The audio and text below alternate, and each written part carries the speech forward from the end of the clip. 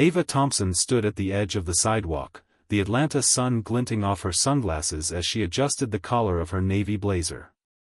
At 32, she carried herself with the quiet confidence of someone who'd spent years dismantling lies in courtrooms, but beneath her crisp exterior, a knot of unease tightened. It was June 2025, and the city hummed with its usual rhythm: honking taxis, the chatter of pedestrians, the faint scent of fried chicken from a nearby food truck. Yet for Ava, every step felt like walking through the memory of a night she'd buried deep, one that had set her on this path. 17 years ago, in a cramped apartment in East Atlanta, Ava had watched helplessly as two officers pinned her brother, Marcus, to the floor. He was 19, home from college, accused of stealing a neighbor's car. The truth didn't matter, his black skin was enough. Ava, just 15, froze as Marcus's eyes met hers, pleading for her to speak. She didn't. The shame of that silence clung to her like damp Georgia clay, pushing her to law school, then to the U.S. Attorney's Office, where she became a federal prosecutor known for exposing corrupt police unions. Each case was a penance, a way to scream for Marcus, who'd never recovered from that arrest. Today, Ava was late for a meeting at the federal courthouse, her black SUV idling at a light on Peachtree Street. She'd just filed charges against a local police chief for embezzling union funds, a case that had earned her anonymous threats scrawled on her office door. Her phone buzzed, a text from her mother: "Be careful, baby." Ava smiled faintly, typing a quick reply when a siren blared behind her. Her pulse quickened, but she eased the SUV to the curb, government plates gleaming under the noon sun. She stepped out, deliberate, her heels clicking on the pavement. No music played, no sudden moves. Her hands were steady as she held out her federal ID, the Department of Justice seal catching the light. "I'm unarmed," she said, voice low but clear, a habit born from years of navigating spaces where her authority was questioned. Across the street, a college student, Maya Johnson, raised her phone, sensing something wrong. Near a rusted awning, James "Jimmy" Carter, a homeless veteran, fumbled with his old camcorder, his hands trembling from more than just age. The officer, Ryan Caldwell, stood rigid, his hand on his holster. His eyes narrowed, not at the ID but at Ava's face: brown skin, poised stance, a woman who didn't flinch. To him, she didn't belong behind those tinted windows, not in a federal vehicle. His sneer was subtle, but Ava caught it, her stomach twisting. She'd seen that look before, on the officers who'd bruised Marcus's ribs. "Step back," Ryan barked, voice loud enough for the growing crowd to hear. Ava complied, her ID still extended, her breath shallow but controlled. Ryan snatched the card, glancing at it before tossing it into a puddle. The splash stained Ava's shoe, but she didn't move. Her heart pounded, not from fear but from the weight of a moment she'd always known might come. "I'm a federal prosecutor," she said, each word a shield. Ryan's grip tightened on his gun, his jaw set. To him, her title was a taunt, her existence a threat to the order he'd sworn to uphold, a world where people like him decided who belonged.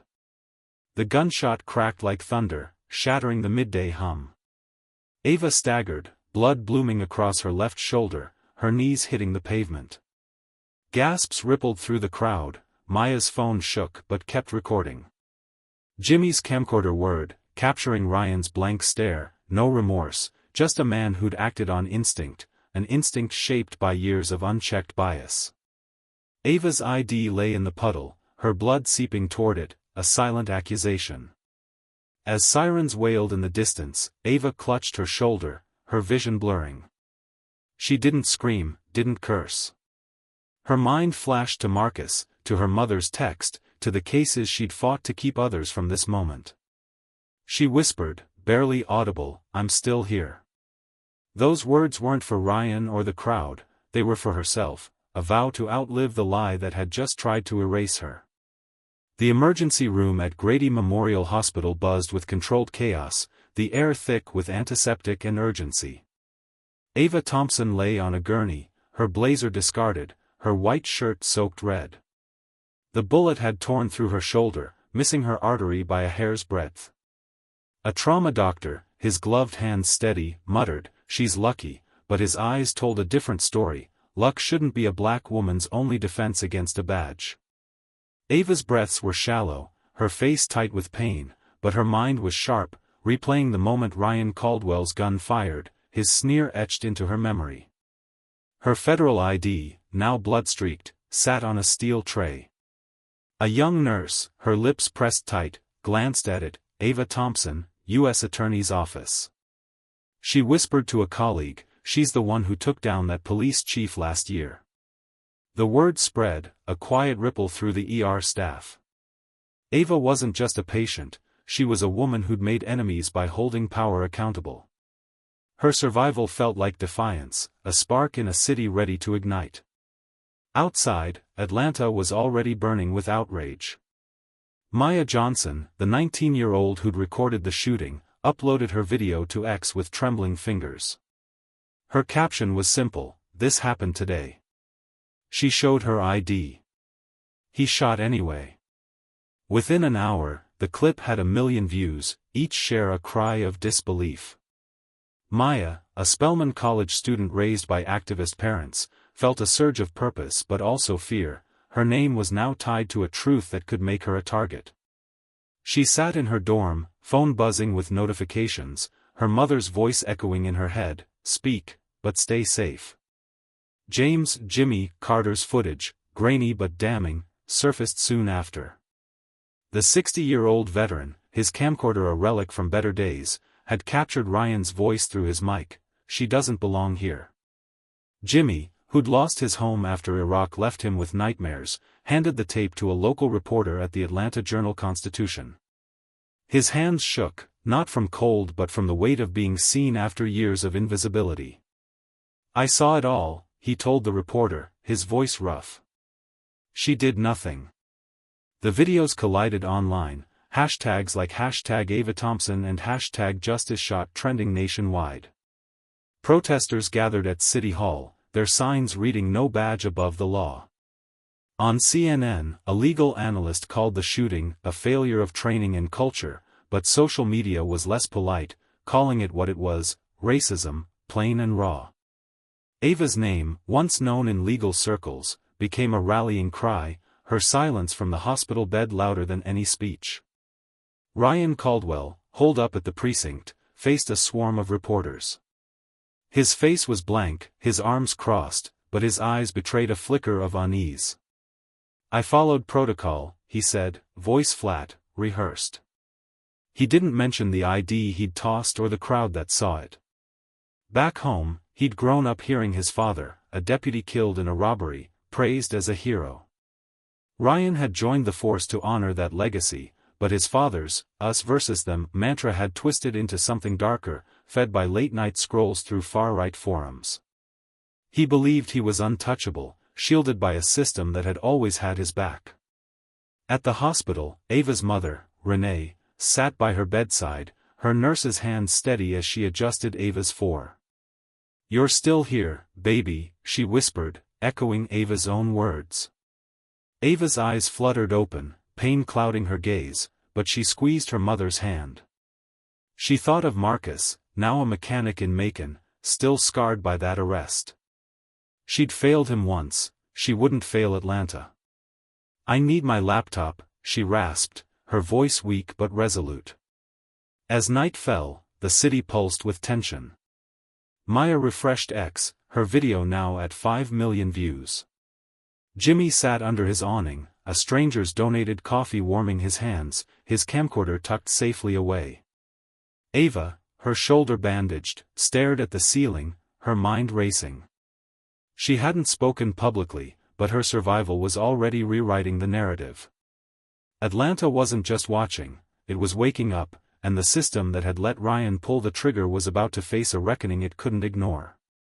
The Atlanta Police Department's precinct on Pryor Street was a fortress of glass and concrete, but inside, it felt like a house of cards. Sergeant Laura Hensley sat at her desk, her fingers hovering over a keyboard, drafting a report she knew wouldn't see the light of day. At 45, Laura was a fixture in the department, her sharp blue eyes and clipped commands earning her respect, or fear.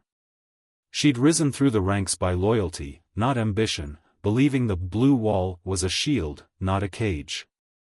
But now, with Ava Thompson's blood staining the pavement, that wall was cracking. Laura had known Ryan Caldwell was trouble. 3 years ago, a complaint crossed her desk. Ryan had slammed a black teenager against a squad car, no cause, just suspicion. Laura buried it, citing insufficient evidence. She'd done it before, dozens of times, convincing herself it was for the greater good. Losing an officer meant weaker patrols, and she'd seen what happened when the streets turned chaotic. Her partner, killed in a gang shootout 15 years ago, haunted her still. But as she typed, an email pinged, a leaked document, her signature on a report dismissing another of Ryan's complaints. Her stomach dropped. Outside, the city was a pressure cooker. Protests swelled, chants of "Justice for Ava" echoing through downtown. On X, a hashtag #BlueWallCrumbles, trended, with users posting screenshots of Laura's emails, unearthed by an anonymous hacker. One read, "Delete body cam footage, technical error." It was dated the day of Ryan's teenager incident. Laura's name, once a badge of authority, was now a scarlet letter. She slammed her laptop shut, her breath ragged, but the truth was already loose, a wildfire she couldn't contain. At Grady Memorial, Ava was propped up in her hospital bed, her laptop balanced on a tray. Her shoulder throbbed, but her focus was razor-sharp.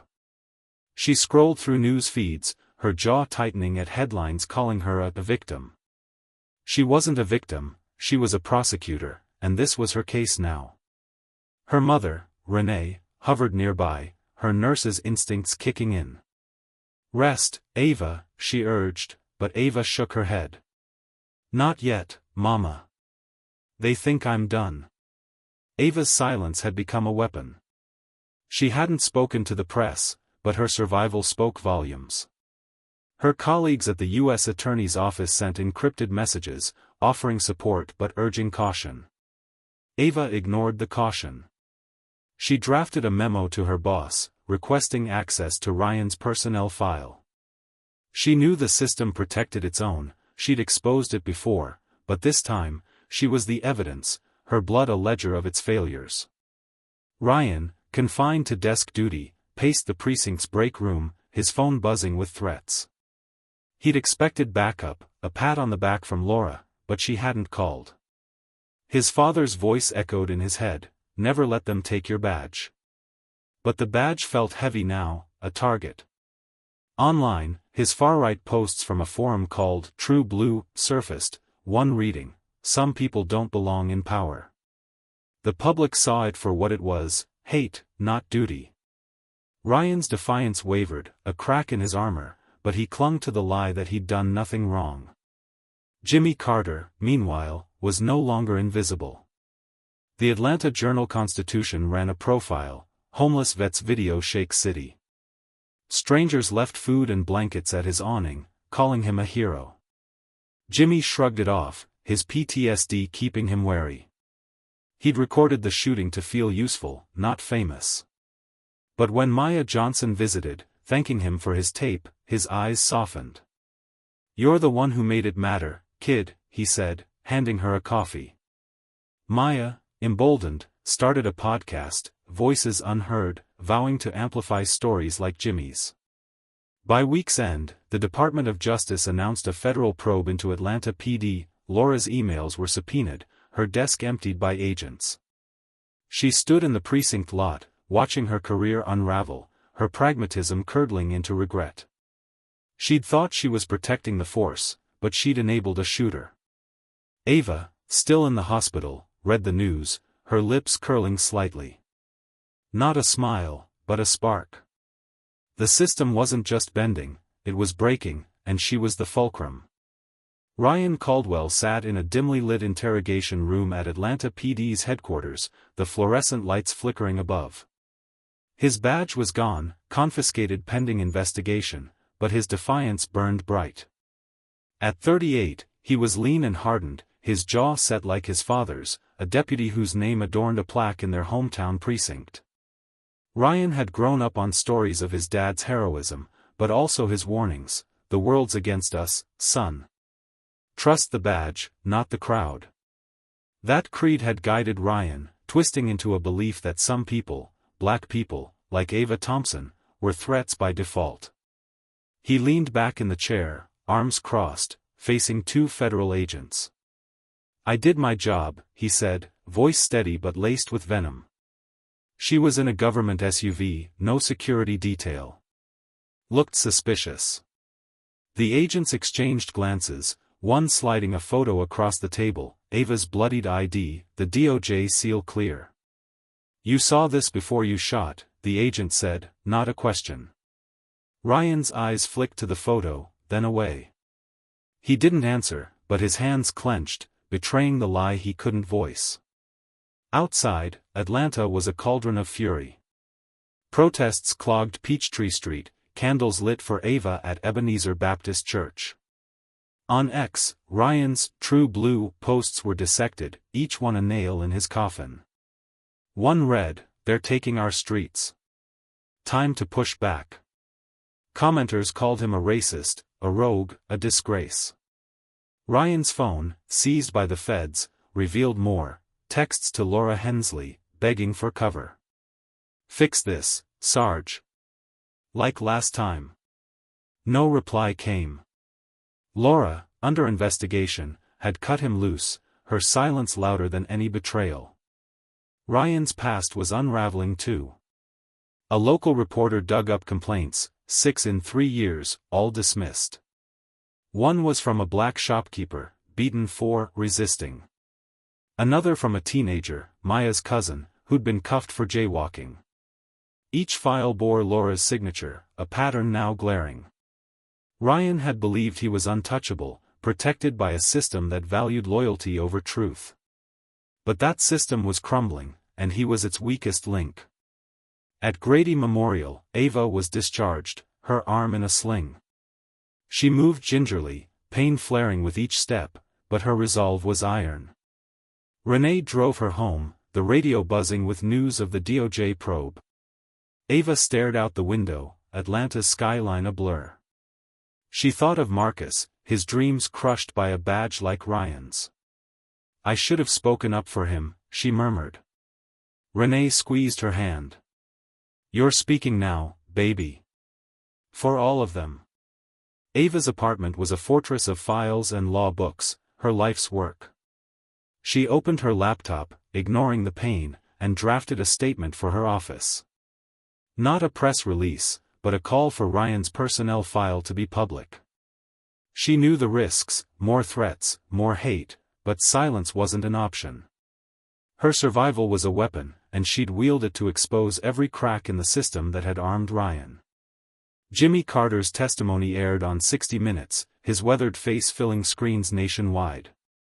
"She held out her ID," he said, voice cracking. He didn't care.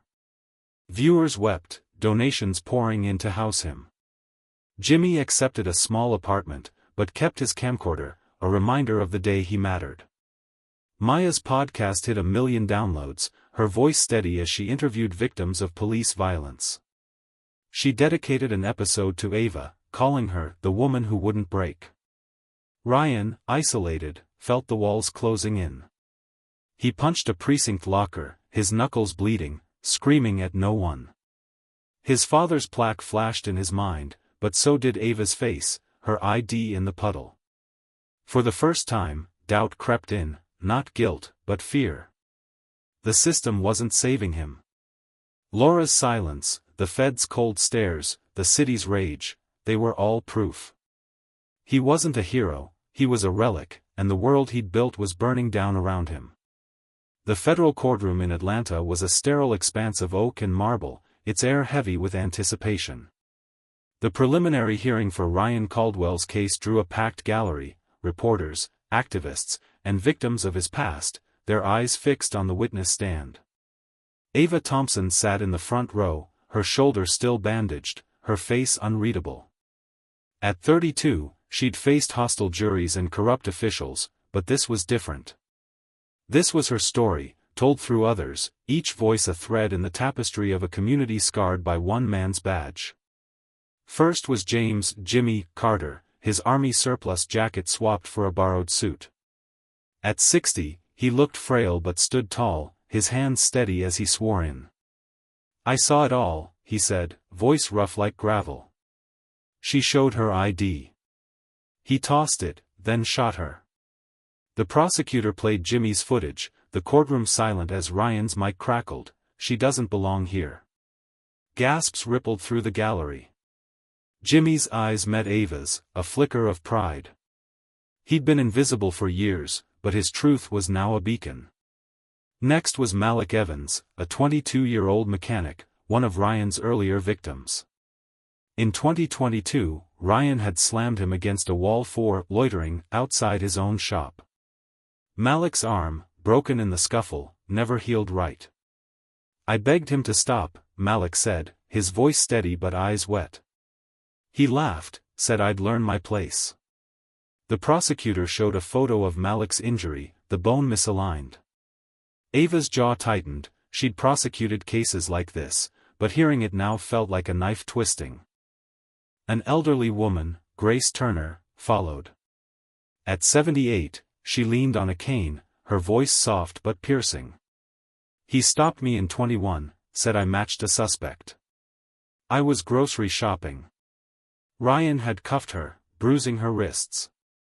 I prayed I'd live to see my grandkids again," she said, a tear falling. The gallery was still, the weight of her words crushing. Ava's hands clenched, her guilt over Marcus surfacing. She'd failed to protect people like Grace, until now. Maya Johnson, 19, took the stand last, her Spelman College hoodie a quiet rebellion. "I recorded it," she said, her voice clear. "I couldn't stop him, but I could show the world." Her video played, Ryan's sneer frozen on screen as Ava fell. Maya's hands shook, but she looked at Ava, drawing strength. "She's why I keep speaking," Maya said. Her podcast had galvanized a movement, but here, she was just a kid who'd refused to look away. Ryan sat at the defense table, head bowed, his arrogance fraying. He'd thought these people, Jimmy, Malik, Grace, Maya, were powerless, their stories dismissible. But their voices, raw and unfiltered, were dismantling his defense. His lawyer objected, calling the testimonies irrelevant, but the judge overruled. "This shows pattern," she said, her tone final. Ryan's eyes darted to the gallery, meeting Ava's.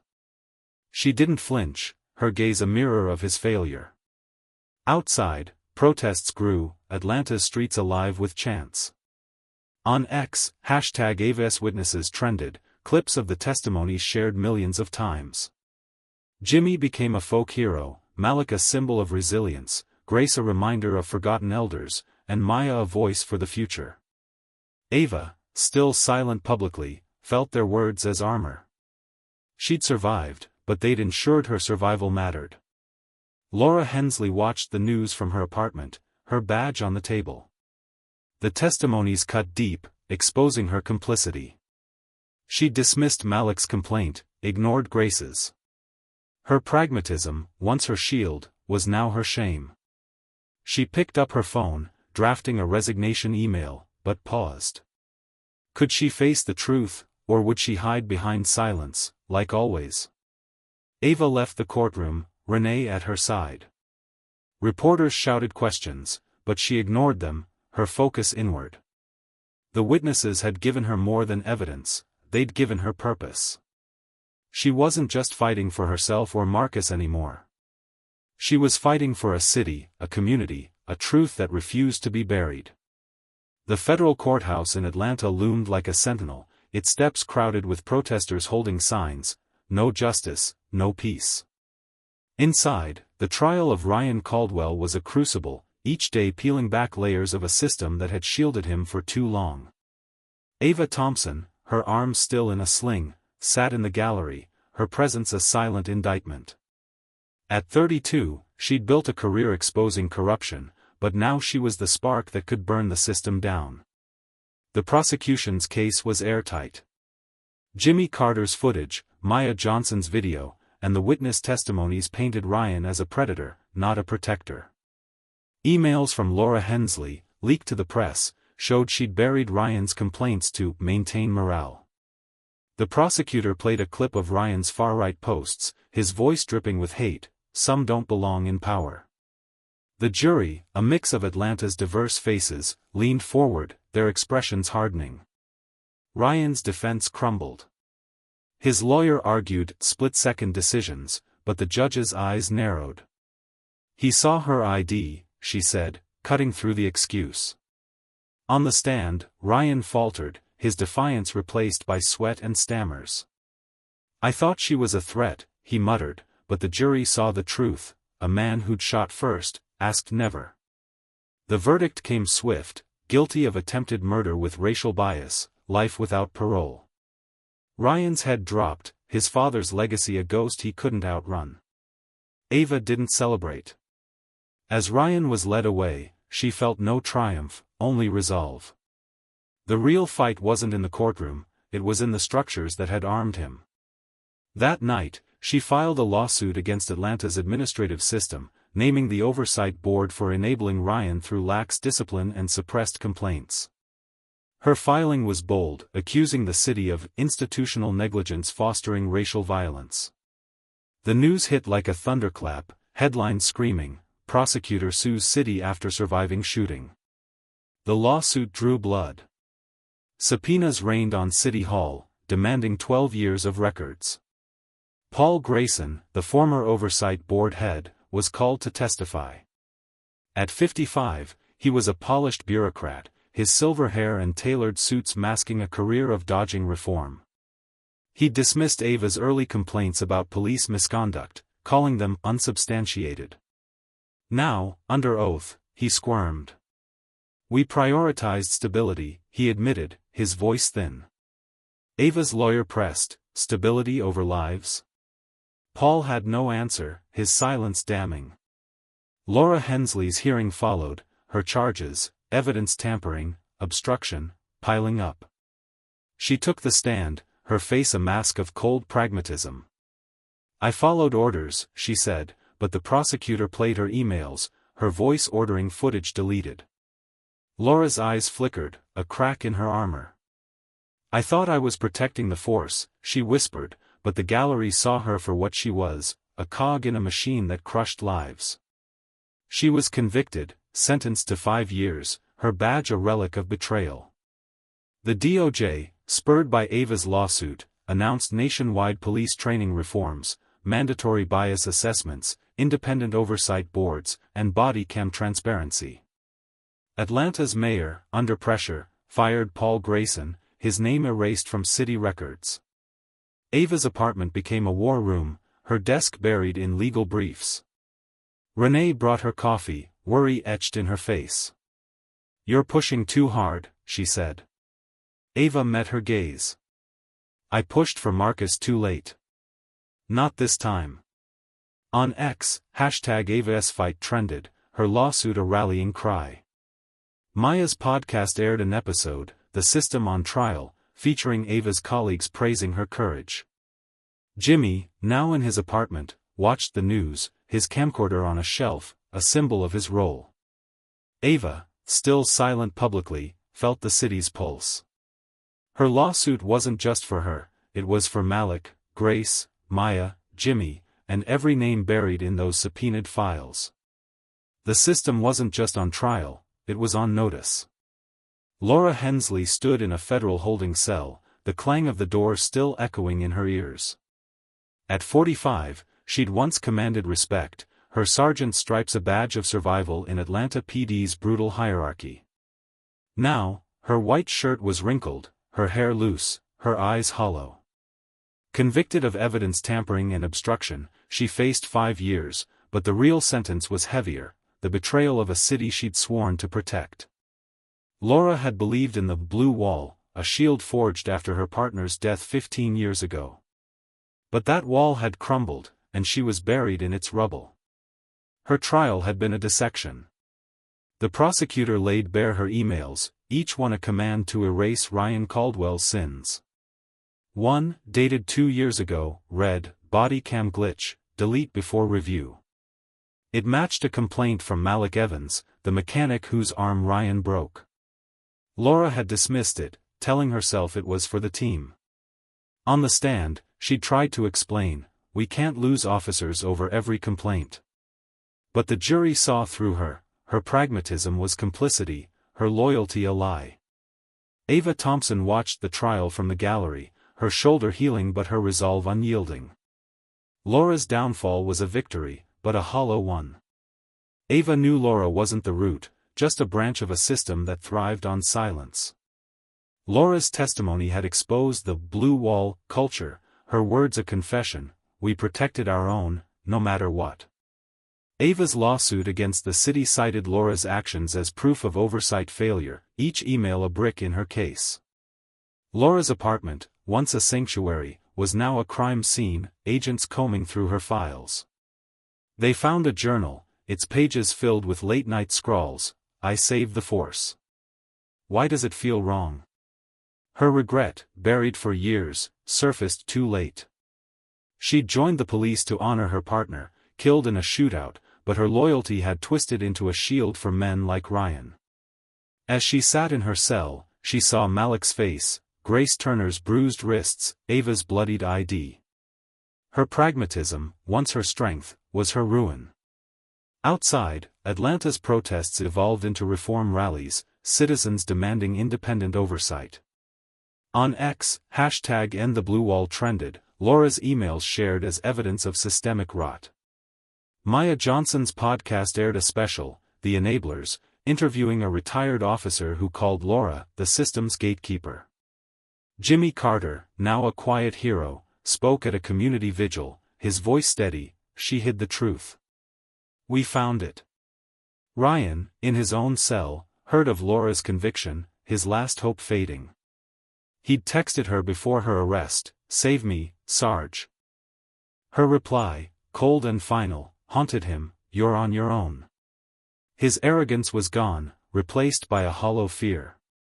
He'd believed Laura would fix it, like always, but she'd turned away, her own survival her priority. Ryan's world, built on lies, was a prison of his own making. Ava, back at work, met with her legal team, refining her lawsuit. Renee watched her daughter, pride warring with worry. "You're changing things," she said. Ava nodded, but her eyes were distant. She thought of Laura, a woman who'd chosen silence over truth. Ava wouldn't make that mistake. Her lawsuit was gaining traction, the DOJ's reforms a start, but she knew the fight was far from over. Atlanta was listening, and she'd make sure it never stopped. Paul Grayson stepped out of a downtown Atlanta coffee shop, his silver hair catching the morning light. At 55, he was a shadow of the man who'd once chaired the city's police oversight board, his tailored suit now slightly ill-fitting, his confidence eroded. He dismissed Ava Thompson's early complaints about police misconduct, calling them overzealous. Now, with her lawsuit shaking City Hall, Paul's name was a curse, his legacy erased not by decree but by silence, a punishment sharper than any verdict. Paul's downfall began in the courtroom, his testimony a masterclass in evasion. "We followed protocol," he said, his voice smooth but hollow. Ava's lawyer shredded him, presenting memos he'd signed, dismissing complaints against Ryan Caldwell. One, from 2021, ignored Grace Turner's bruising. "You chose stability over accountability," the lawyer said. Paul's silence was his only reply, his face paling as the gallery murmured. Ava watched, her expression unreadable, but her presence was a blade at his throat. The legal community turned next. At a Georgia Bar Association conference, Paul's keynote was cancelled, his name scratched from the program. No explanation, just a blank space where his bio once stood. Colleagues avoided him, their handshakes never offered. A law professor, once his ally, wrote on X, "Grayson's silence enabled a shooter. We won't stay silent." The post went viral, Paul's name a hashtag of shame, #Grayson'sFall. Paul's past fueled the fire. Raised in a wealthy Atlanta suburb, he'd viewed protests as chaos, black activists as agitators. Appointed to the oversight board for political clout, he'd prioritized calm over justice, dismissing Ava's warnings to avoid stirring the pot. Now, that pot was boiling over. Leaked emails showed he'd called Ava trouble in 2020, urging her transfer. The public saw it for what it was, bias, dressed in bureaucracy. Ava, back at her office, read the news, her shoulder nearly healed. Her lawsuit had forced the city to release Paul's records, each one a nail in his coffin. She felt no pity. Paul's choices had armed Ryan, endangered her, scarred Atlanta. Renee, bringing dinner, saw Ava's focus. "He's gone, baby," she said. Ava shook her head. "Not enough. The system's still standing." On X, students at Emory Law launched a campaign, "No Place for Grayson," petitioning to remove his name from a scholarship fund. They succeeded, renaming it the Thompson Fellowship. Paul's office, once a hub of influence, was empty, his awards gathering dust. He tried to speak at a local Rotary club, but the mic cut out, the organizer shrugging, "Technical issue." Paul left, the silence louder than any protest. Jimmy Carter watched Paul's fall on his small TV, a quiet satisfaction in his eyes. Maya's podcast aired an episode, "The Silent Enablers," naming Paul as a symbol of oversight failure. Protests continued, now focused on reform, Atlanta's citizens demanding change. Ava's lawsuit gained national attention, her silence a megaphone. Paul, once a pillar, was now a cautionary tale, his erasure a warning. No one is above the truth, not even those who write the rules. Ava Thompson stood in a lecture hall at Morehouse College, the air thick with the scent of polished wood and anticipation. At 32, she was no longer just a prosecutor, she was a symbol, her survival a spark that had ignited Atlanta's conscience. Her shoulder was healed, but the scar remained, a quiet reminder of the bullet that had tried to silence her. Tonight, she wasn't here to testify or sue, she was here to teach, her first public appearance since the trial. The room, packed with law students, fell silent as she opened her folder, her gaze steady. "I'm not a hero," Ava began, her voice low but clear. "I'm a woman who survived a system that bent the law against me." She didn't mention Ryan Caldwell, Laura Hensley, or Paul Grayson by name, but their shadows loomed. Her lecture, "Justice and Silence," wasn't in any textbook. It was her life, the shame of failing Marcus, the terror of Ryan's gun, the weight of a city's pain. Students scribbled notes, their eyes wide, as Ava dissected the blue wall, using her lawsuit's evidence, leaked emails, buried complaints, to show how silence kills. Her book, Not Because of Who I Am, had just been released, a PDF uploaded quietly to a legal forum. No publisher, no fanfare, just 200 pages of truth, her shooting, the trial, the reforms. Within days, it was downloaded millions of times, shared by students, judges, activists. A Spelman professor called it a scalpel for the system. Ava didn't read the reviews. She wrote it for Marcus, for Grace, for Malik, for Jimmy, for every name the system had tried to erase. Outside, Atlanta was changing. The DOJ's reforms took root, bias training, independent boards, body cam audits. Protests had quieted, replaced by community forums, citizens drafting oversight policies. Maya Johnson's podcast, now a national platform, featured Ava's book, calling it a blueprint for justice. Jimmy Carter, settled in his apartment, spoke at schools, his camcorder a teaching tool. "I saw her stand," he told kids. "You can stand too." Paul Grayson's name was gone, his scholarship renamed, his influence a ghost. He lived in a quiet suburb, avoided by neighbors, his phone silent. A leaked memo, his last attempt to defend himself, was mocked online, #GraysonS excuses trending briefly before fading.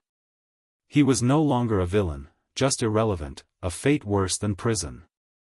Ava declined every honor. The White House offered a Medal of Freedom, she sent a fax, no medal can stop the next bullet. A statue was proposed for the National Mall, she refused, erased the old carvings first. Her silence wasn't anger, it was strategy, forcing the system to face itself without her as a crutch. Renee, watching her daughter lecture, whispered, Marcus would be proud. Ava's eyes glistened, but she didn't pause. On X, #AvaSLegacy trended, students posting quotes from her book, Silence is a Choice. Choose truth. Law schools cancelled neutral lectures, replacing them with discussions on Ava's work. A Morehouse student, inspired, organized a mock trial, the system on trial, streaming it live. Ava watched from home, her laptop glowing, a rare smile crossing her face. She wasn't done fighting, but she'd lit a fire, and Atlanta, no, America, was burning with it.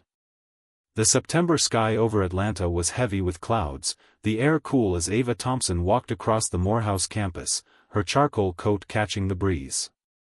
At 32, she was no longer just a survivor, she was a teacher, a truth-teller, a force that had bent the arc of justice. Her lawsuit had forced reforms, her book had sparked a movement, and her silence had toppled giants. But Ava knew the fight wasn't over. The system, though cracked, still stood, and every day was a battle to keep it accountable. In Lecture Hall A25, Ava closed her final class of the semester. Justice isn't a verdict, she told her students, her voice steady. It's a daily choice to see the truth, even when it hurts. She shared a story she hadn't told before, her brother Marcus, beaten by police, his dreams dimmed. I was silent then, she said, her eyes distant. I won't be again. The students, rapt, clapped softly, not for her but for the truth she carried. One left a note on her lectern, you taught me to stand. Thank you. Outside, the city bore Ava's mark. New oversight boards met weekly, citizens auditing police data. Maya Johnson's podcast won awards, her voice a beacon for the silenced. Jimmy Carter mentored at-risk youth, his camcorder a symbol of vigilance. Ryan Caldwell and Laura Hensley were in prison, their names synonyms for failure. Paul Grayson lived in obscurity, his legacy a cautionary tale, erased by a community that no longer needed him. Ava's book, Not Because of Who I Am, was now required reading at law schools, its pages dog-eared by students who saw her not as a hero but as proof, one voice, persistent, could shift a nation. She declined a second White House invite, her fax unchanged, erased the old carvings. A statue proposal was scrapped, instead, a legal aid fund bore her name, helping wrongfully detained Atlantans. Ava approved, quietly, her focus on the next fight. That night, Ava sat with Renee, sipping coffee in her mother's kitchen. Marcus called, his voice warm. You did it, sis, he said. Ava smiled, tears falling. She'd fought for him, for Atlanta, for herself. Her scar ached, a reminder of the bullet that hadn't won. She opened her laptop, drafting a new case against a corrupt sheriff. The work never stopped, but neither would she. To everyone who's followed Ava's journey, thank you. You've walked with her through pain, defiance, and triumph. If her story moved you, hit the subscribe button and join Revenge Ties, where every tale is a fight for truth, justice, and a new beginning. Like, share, and comment to amplify voices like Ava's, Jimmy's, and Maya's. Keep forging your own path, and I'll meet you at the next story.